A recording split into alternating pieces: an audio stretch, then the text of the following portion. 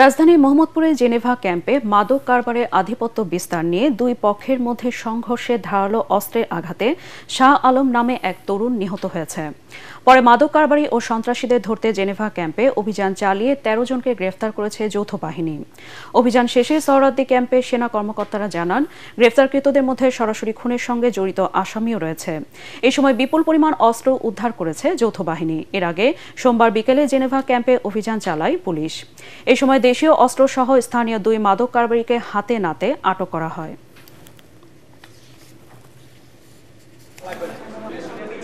১৪ জন আছে, তার মধ্যে ৩ থেকে ৪ জনকে মোটামুটি প্রত্যক্ষভাবে আজকের যে হত্যাটা হয়েছে তার সাথে সম্পৃক্ততা পাওয়া গেছে।